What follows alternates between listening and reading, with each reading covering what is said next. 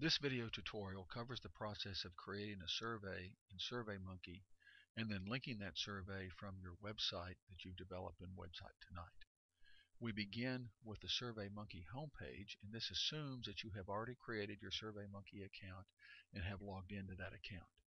Before we start developing our survey, let's take a look real quickly at some of the video tutorials that are available for you. Now, if you run into difficulty following this process, or you want to have additional information to help you through, please feel free to consult those resources as we go along.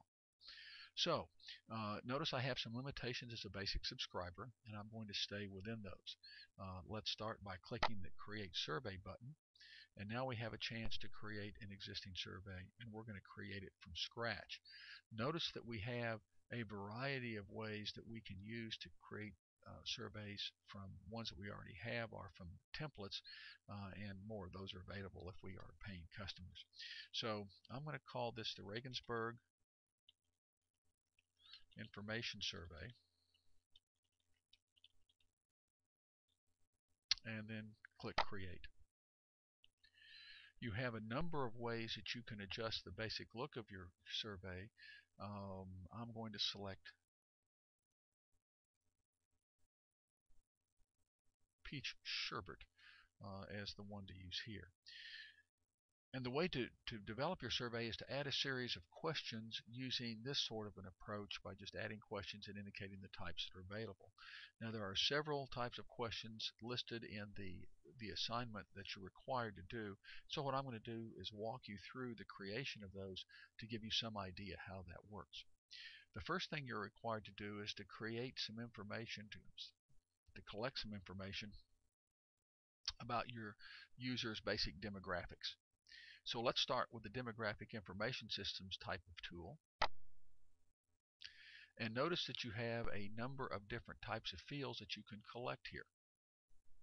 For question text, let's just ask users to provide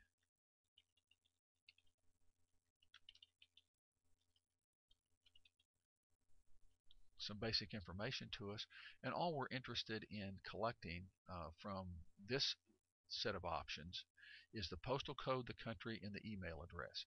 We're not going to require an answer to any of those because we don't want our users to feel like they have to respond to this particular question. So now we have our first question. The second requirement is to collect information on 3 demographic variables. To do that, I'm going to use a different type of question, a matrix of drop-down menus.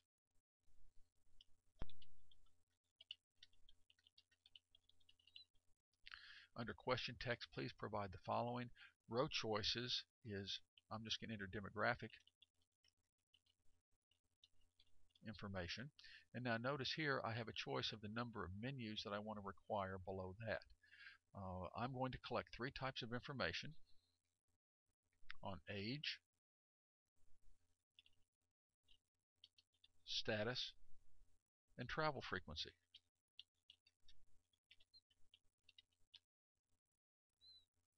I then, for each menu, enter the options that I'm going to have. Now I'm going to start with status here because I'm interested in 3 groups of users: students,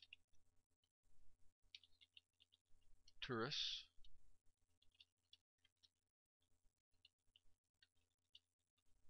and business travelers. Now I'm going to pause while I fill in the other options so you just don't sit here and watch me type, but I will show you when I'm okay. I'm back, and you can see that what I've done is under age, I've added a series of classifications that are possible in the menu. I've changed the header for my third menu to travel internationally, frequently, occasionally, and never. So now I have 3 menus in which I will collect information from users about their behavior in this area. So if I say Save Changes Here, that now appears on the questionnaire, and you can see how users will respond to those.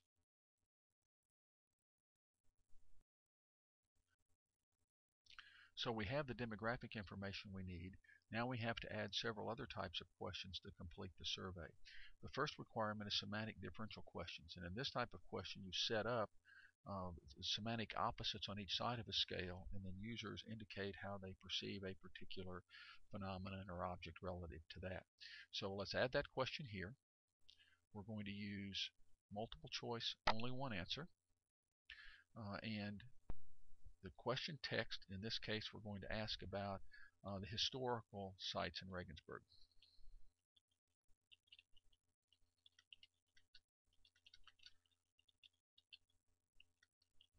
And we leave the response open-ended, and the answers are very interesting.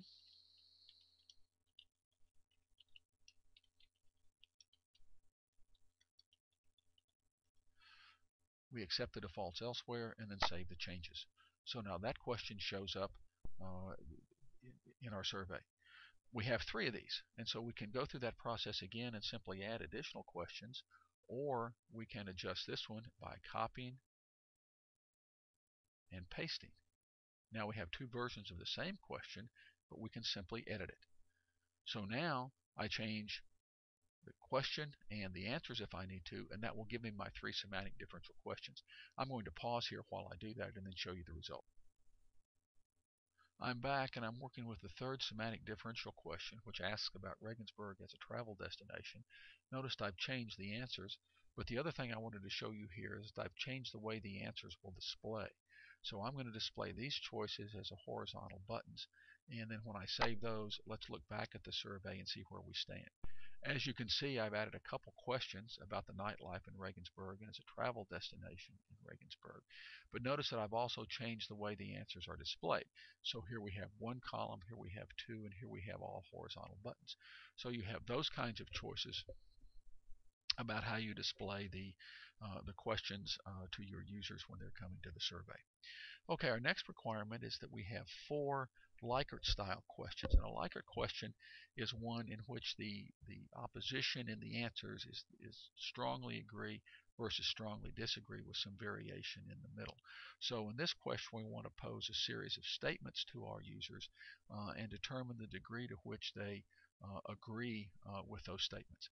Now, SurveyMonkey allows us to do that by having several questions in the same box. So what we're going to do is have a matrix of choices, only one answer per row. And in this one, we set up the question.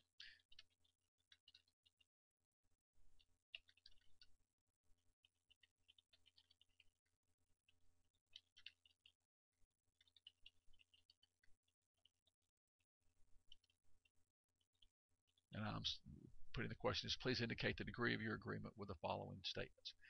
Now in this one, the row choices, each one will be on a separate line, will show what opportunities or the questions that we're going to have. This is where we list the level of agreement or disagreement. And so I'm going to fill this out and come back and show you how it works.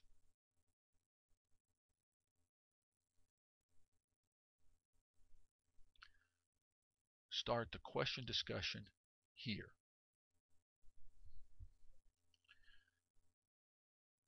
So now that I have the basic question in place, in row choices, I set up what the opportunities are, the responses are for each of the statements that we're going to do.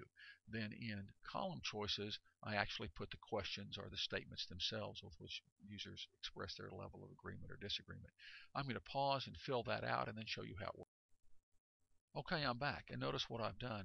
I've adjusted the question itself so that I put a leader here, indicate your agreement with the following statements Regensburg has, and then by rows, this is where I put each of the responses to which I want, the statements I want users to respond to, a rich cultural life, extensive leisure activities, etc. And then below that, in column choices, these are the column headers and indicate the options users are going to be able to have as they respond to each of the statements that I've made in the question. So now when I save changes, you can see how that works. I've really included 5 questions in this single one to indicate the user's perceptions of each of those characteristics of Regensburg, and they respond in a Likert style setting.